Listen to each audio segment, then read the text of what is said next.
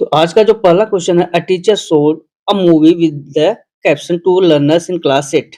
मतलब कक्षा 8 के जो विद्यार्थी हैं उनको मूवी दिखा रहा है। The movie is based on off the chapters in the text book. Chapters पे आधारित, टेक्स्ट बुक पाठ्य पुस्तक पे आधारित आपका चैप्टर से लिया गया वो मूवी का वो पाठ्यक्रम है, पाठ्यक्रम से आधारित है, टेक्स्ट बुक से आधारित। The movie with caption will encourage, मतलब यह फिल्म जो है कैप्शन के साथ किस प्रकार से प्रोत्साहित करेगी। इसका जो ऑप्शन है, मतलब किसी चैप्टर पे आधारित और पाठ्य पुस्तक के किसी चैप्टर पे आधारित फिल्म है, उसके बारे में टीचर दिखा रहा है। अब आपको इसके बारे में बताना है किस प्रकार से प्रोत्साहित करेगी। ऑप्शन दे रखा है। ऑप्शन फर्स्ट ऑप्शन कह रहा है listening strategy, active viewing and motivating the student to use authentic language material. मतलब इसको किसके रूप में? Authentic language material. बिल्कुल आपका फर्स्ट ऑप्शन ही सही है। कौन सा? क्योंकि जो इसमें है कि सक्रिय रूप से देखने और प्रमाणिक भाषा, मतलब ऑथेंटिक मटेरियल के रूप में लैंग्वेज उपयोग करने के लिए प्रेरित करने को, तो बहुत आपका पहला ही ऑप्शन सही है। कौन सा? First option is the right answer. Next question क्या कर रहा है? Read out the following statement and choose the correct option. आपको दो ऑप्शन ए और आर करके आपको दिया हुआ है स्टेटमेंट, और उससे क्लियर करना है क्या? ऑप्शन को क्लियर करना है। फर्स्ट देख क्या रखा है? फर्स्ट कह रहा है a child in his early childhood stage uses, मतलब जो चाइल्ड है in his early childhood stage uses more verbs than nouns and ignores the grammars rules. मतलब बच्चे को क्या करें? बच्चे को शुरुआती बचपन में संज्ञा की तुलना में वर्ब्स, मतलब नाउन की तुलना में वर्ब्स अधिक उपयोग करें और व्याकरण नियमों की अनदेखी करें। रीजन क्या दे रखा है? रीजन दे रखा है द लैक वोकेबलरी रेंज। अब इसमें कह रहा है कि उनके पास रेंज कम होती है, किसकी? वोकेबलरी की। सही कह रहा है इसका। तो इसका जो उत्तर होगा क्या होगा? वही, ये भी एकदम सही है और ये भी सही है, तो ए और आर दोनों सही हो जाएगा। और आर क्या कर रहा है? ए की व्याख्या कर रहा है। तो ऑप्शन देखिए इसमें क्या लिखा हुआ है। ऑप्शन है both A and R true and R is correct explanation of A. R का क्या कर रहा है? एक्सप्लेनेशन कर रहा है किसका? ए का। तो कौन सा? Fourth option is the right answer.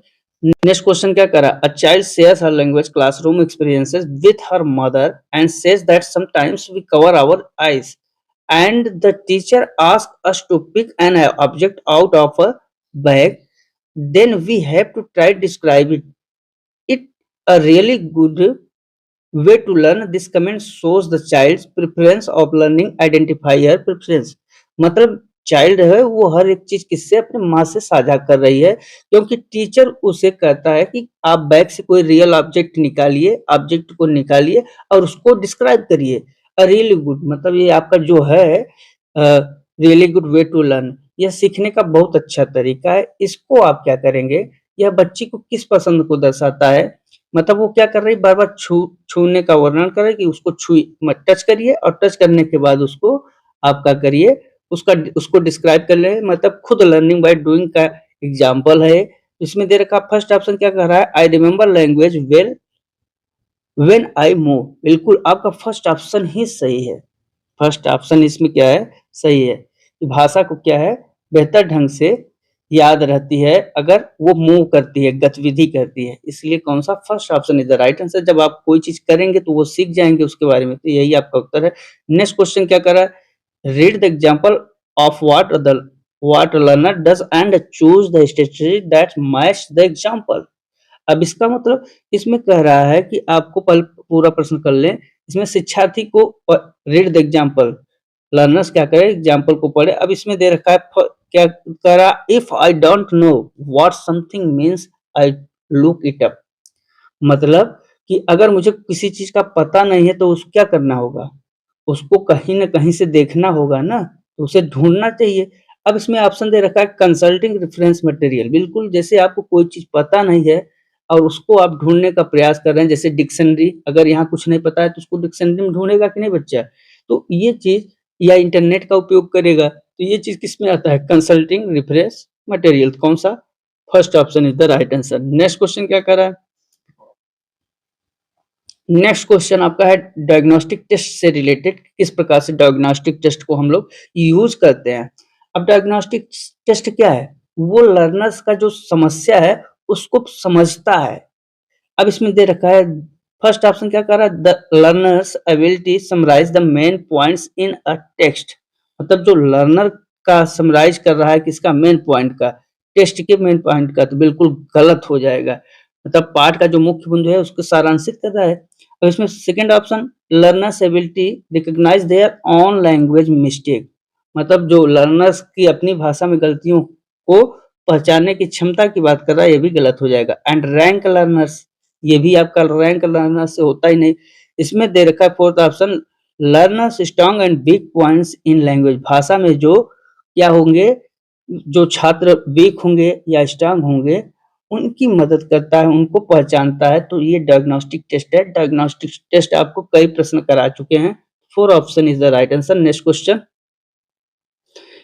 A proficiency test always assesses, मतलब जो प्रोफिशिएंसी है, प्रोफिशिएंसी टेस्ट ये भी आपको बहुत बार बताया गया है, प्रोफिशिएंसी टेस्ट। अब इसका ऑप्शन दे रखा है the level of language that learners have reached, बिल्कुल first option is the right answer. वह स्तर जहां लर्नर्स पहुंच चुके हैं उसी को कहा जाता है प्रोफिशिएंसी। ये देखिए प्रोफिशिएंसी का क्या होता है, इसमें जैसे IELTS का या TOEFL टेस्ट होते हैं, जो यह देखते हैं कि बच्चा वास्तविक दुनिया से भाषा में कितना अच्छा हो गया है। तो वहाँ ये लेवल है, एक प्रकार प्रोफिशिएंसी टेस्ट लेवल जाँचता है कि भाषा से लर्नर्स कहाँ तक पहुँच चुके हैं, ठीक है? तो first option is the right answer. Next question, next question आपका क्या कह रहा है? A teacher divided learners into groups and asked them to do a quiz about elephants before reading story about them. The objective of the teacher is to, इसका मतलब क्या होगा? इसका मतलब है कि टीचर कहता है किससे, अपीयर आप डिवाइडेड लर्नर्स इनटू ग्रुप्स, जो लर्नर्स हैं उन्हें समूहों में बांट दिया और and ask them a quiz about elephants, elephants पर उसने क्या किया, पढ़ने से पहले हाथियों के बारे में क्या करता है, क्विज कराता है। इससे क्या होता है, इससे टीचर में क्विज कराता है, तो इसका टीचर का जो ऑब्जेक्टिव मतलब उद्देश्य है क्या है। अब इसमें क्या रहा first option, generate interest in a topic, बिल्कुल इंटरेस्ट से रिलेटेड है। जब क्विज करा देगा, फिर कहानी को सुनाएगा, फिर हाथी के बारे में बताएगा, तो उसमें क्या होगा, पाठ शुरू करने से पहले ही मतलब वो पूर्व नॉलेज है, आपका प्रियर नॉलेज है, उसको जागृत कर रहा है, generate interest in a topic. तो कौन सा, first option is the right answer, चूंकि प्रियर नॉलेज को ही जागृत करने का कार्य कर रहा है टीचर का क्विज देकर। नेक्स्ट क्वेश्चन किससे रिलेटेड है, in a language classroom a student is disturbing the class to handle this disruptive student the teacher should, यहाँ पर डिसरप्टिव स्टूडेंट की बात कर रहा है। अब इसमें क्या है, डिसरप्टिव स्टूडेंट की बात कर रहा है, मतलब एक लर्नर्स है, भाषा की कक्षा में एक छात्र है जो डिस्टर्ब कर रहा है, बाधा डाल रहा है बार बार किसमें, to handle this disruptive student, मतलब जो बाधा वाला छात्र है, विघटनकारी छात्र है, उसको संभालने के लिए टीचर को क्या करना चाहिए। इसमें ऑप्शन दे रखा है first talk to the children and offer remedies, मतलब समाधान खोजने के लिए बच्चों से बात करना चाहिए। बिल्कुल आपका फर्स्ट ऑप्शन ही सही है, क्योंकि जब बच्चा बार बार बाधा डाल रहा है, इसका मतलब उसे समझ में नहीं आ रहा है या कुछ अनुशासनहीनता से रिलेटेड कार्य कर रहा है, तो इसके लिए हमें समाधान के रूप में बच्चे से बात करना चाहिए और उसके साथ रेमेडीज करनी चाहिए। कौन सा, first option is the right answer. Next question, when students, अब देखिए ब्रेनस्टॉर्म आइडिया हम पहले ही बता चुके हैं, लेकिन यहाँ फिर आ गया ब्रेनस्टॉर्म आइडियाज। कौन, when students brainstorm ideas organise the drafts edit and revise their work, which skill does this process reflect.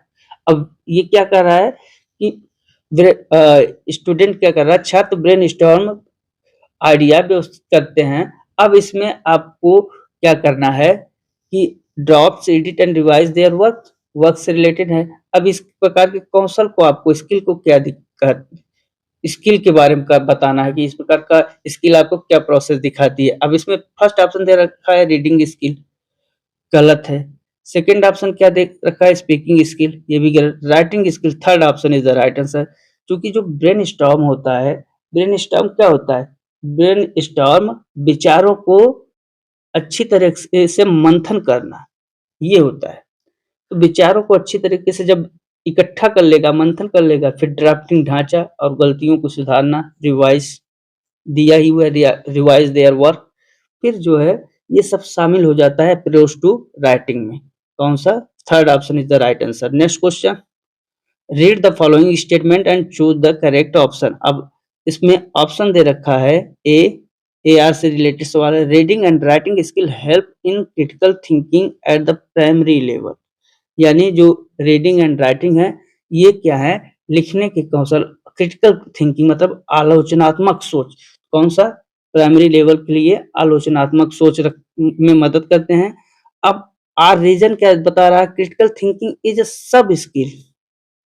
यहाँ जो क्रिटिकल थिंकिंग है इज अ सब skill of reading and writing, मतलब आलोचनात्मक सोच पढ़ने लिखने का उप कौशल है। तो इसका जो उत्तर होगा क्या होगा? अब इसमें ऑप्शन दे रखा है, ऑप्शन क्या दे रखा है कि ए और आर दोनों सही है। इसमें दे रखा है क्या कि ए और R both A and R true but R not correct ना। कौन सा? ए और आर दोनों सही लेकिन आर नॉट करेक्ट। अब देखिए सेकेंड ऑप्शन क्या दे रखा है, both A and R true and R is the correct explanation of A। Third करा A false but R is true और फोर्थ करा A true but R is false। मित्रों जो A है वो तो सही है, writing skill help in critical thinking in the primary level, तो सही बात है, लेकिन critical thinking is a not सब स्किल, ये आपका सब स्किल में नहीं आता है। इसमें आता है आपका स्किल में आता है, इसलिए R इज रॉन्ग। ठीक, तो कौन सा आपका फोर्थ ऑप्शन सही हो जाएगा, A is true and R is but R is false. Next question, language skills और बेस्ट लर्न। जो लैंग्वेज स्किल है उसके बारे में कह रहा है कि भाषा लैंग्वेज स्किल सबसे अच्छी तरह सीखे जाते हैं। ऑप्शन रखा है with the help of the challenging and mechanical language drills, चुनौतीपूर्ण और यांत्रिक भाषाओं की मदद से। तो ये आपका गलत हो जाएगी। If the teacher focuses on the skill at the time, मतलब शिक्षक केवल एक समय में ही एक कौशल पे ध्यान दे, तो ये भी क्या होगा? गलत हो जाएगा। If they are deal with an integrated manner, integrated manner. अब यहाँ पर क्या दे रखा है कि एकीकृत इंटीग्रेटेड मैनर से सिखाया जाए। बिल्कुल, आपको टीचर क्या करेगा, हर एक भाषा को इंटीग्रेटेड मैनर से सिखाएगा, क्योंकि आपके पास चार हैं एल एस आर डब्ल्यू, इन चारों को एक साथ सुनाना पड़ेगा, इन चारों को एक साथ दिखाना पड़ेगा, सब एक साथ जुड़े ही होते हैं। कौन सा? Third option is the right answer. Next question, to assess whether student have understood how to use the narrative skill। यहाँ पर बात narrative skill की कर रहा है। A teacher should ask student to। अब ऑप्शन क्या दे रखा है? ऑप्शन इसमें कर रहा है कि मतलब नरेटिव स्किल के बारे में जानने का उपयोग करना सीख लिया है लर्नर, तो अब उसी से रिलेटेड है कि ये केवल आपका इसका टीचर शिक्षक को क्या पूछना चाहिए। अब इसमें दे रखा है first option, share an incident when they were surprised, मतलब आप क्या करिए, ऐसी घटना साझा करें जब वे हैरान हैं। बिल्कुल, जो नरेटिव स्किल होता है, नरेटिव का मतलब तो कोई घटना से रिलेटेड होता है। नरेटिव का अर्थ ही होता है कहानी को सुनाना या कथा को सुनाना। तो कौन सा? आपका फर्स्ट ही ऑप्शन सही हो जाएगा कि आप इंसिडेंट को पहले शेयर करिए, फिर उनसे सरप्राइज्ड, मतलब व्हेन दे वर सरप्राइज्ड, मतलब जिससे कि वे क्या हों, हैरान हो जाएं। नेक्स्ट क्वेश्चन क्या करा, a teacher of class 8 is facilitating. अब यहाँ पर क्या है कि a teacher of class 8 is facilitating the reading of books other than prescribed textbooks, prescribed textbook, she is promoting there. इसको किस प्रकार से प्रोत्साहित बढ़ावा दे रही है, उसके बारे में कर रहा है। कक्षा 8 की पाठ्य पुस्तक पढ़ने के लिए इस प्रकार से प्रोत्साहित कर रही है।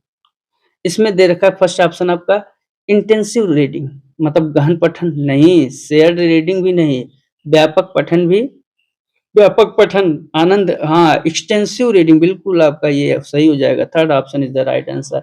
यहाँ पर एक्सटेंसिव रीडिंग की बात कर रहा है। जब हम किसी मनोरंजन के लिए पढ़ते हैं या आनंद के लिए किसी बुक को पढ़ते हैं तो ये प्रश्न हमने सालों कराया हुआ है इसी ऐसे ही कंडीशन के एक्सटेंसिव और इंटेंसिव पर, तो उसे हम लोग एक्सटेंसिव रीडिंग कहते हैं। एक नेक्स्ट क्वेश्चन क्या करा, the principal ask the language teachers to select the textbook and other resources for the new session while selecting them which one of the following is not relevant। मतलब आपको बताना है, मतलब प्रिंसिपल पूछ रहा है किससे, principal ask to teacher, language teacher भाषा के टीचर से पूछ रहा है कि textbook and their resources, मतलब जो आपने न्यू बुक लिया हुआ है, टेक्स्ट और रिसोर्स मतलब संसाधन चयन करने को कहता है, और चयन करते समय इनमें से कौन नॉन रिलेवेंट है, नॉन रिलेवेंट से रिलेटेड भी बताना होगा। कौन सा, फर्स्ट ऑप्शन दे रखा है, फर्स्ट ऑप्शन कह रहा है adaptability of the books and resources, मतलब जो इसमें आपका है एडेप्टेबिलिटी मतलब पुस्तकों और संसाधनों को अनुकूलन क्षमता, एडेप्टेबिलिटी कैपेसिटी, तो कौन सा, ये आपका गलत हो जाएगा। Learning needs and language none to children, मतलब जो बच्चों को सीखने की जरूरत और नन जो बच्चा भाषा जान रहा है, तो ये भी कह रहा है level of student, level of मतलब छात्रों के, स्टूडेंट के स्तर का, और नेक्स्ट को क्या कर रहा है conceptual complexity and density of material, मतलब आप जो बच्चों में डेंसिटी है, डेंसिटी और कंसेप्चुअल मतलब कंसेप्चुअल कॉम्प्लेक्सिटी का मतलब क्या होता है, बच्चों में वैचारिक सामग्री कंडीशन, और डेंसिटी ऑफ मटेरियल डेंसिटी क्या, तो ये आपका बहुत जटिल सामग्री कह रहा है। तो इसमें अब इसमें क्या कर रहा है, नॉट रिलेवेंट, हमें निगेटिव बताना है। डेंसिटी में क्या होगा, आप बच्चे को जो है जटिल सामग्री नहीं प्रोवाइड कर सकते हैं, ये मिडिल स्तर तक सही नहीं है। ये तो आपका सही हो जाएगा, ये भी सही है, ये भी सही है, लेकिन हमें नॉट के बारे में पूछ रखा है ना, तो कौन सा यहाँ डेंसिटी की बात कर रहा है, conceptual complexity and density of material, तो हम क्या करेंगे, fourth option is the right answer, चूंकि नॉट के बारे में पूछ रहा है और यही आपका गलत है। हम तो पूरा उसके अकॉर्डिंग ही बता रहे थे। नेक्स्ट क्वेश्चन, नेक्स्ट कर रहा है the teacher developed the criteria of monitor the use of language materials by learners. Which criteria are most important and helpful in monitoring the use of material? मतलब कि teacher क्या कर रहा है, learners developed by criteria monitor use of language material, मतलब जो आपका language material है उपयोग की क्राइटेरिया को बनाए रखने के लिए सामग्री के उपयोग की निगरानी में कौन सा monitoring the use of material, कौन सा सबसे हेल्पफुल होगा, इसके बारे में बताना है। अब इसमें क्या दे रखा है, ऑप्शन कह रहा है present material prepare and practice the, इसका मतलब कि जो प्रेजेंट मटेरियल पाठ्य पुस्तक प्रस्तुत करें, सामग्री तैयार करें और प्रैक्टिस द अभ्यास करें, ये नहीं होगा। नेक्स्ट क्वेश्चन क्या कर रहा है, नेक्स्ट क्वेश्चन कह रहा है usability repetition and production of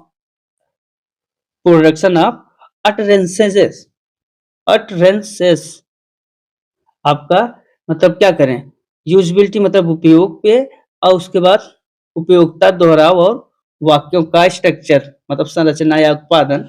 अब यहाँ third option observation feedback sessions and written reports, third option is the right answer. इसमें हमें क्या करना है, बच्चों को यह जानने के लिए बच्चे की सामग्री का सही उपयोग कर रहे हैं या नहीं, उनका ऑब्जर्वेशन कर रहा है, निरीक्षण करना चाहिए, फीडबैक को समय समय फीडबैक सेशन भी होना चाहिए, और रिटन रिपोर्ट्स भी होना चाहिए। तो साथियों ये जो क्वेश्चन थे आपके बोथ पेपर 1 और पेपर 2 दोनों से रिलेटेड हैं।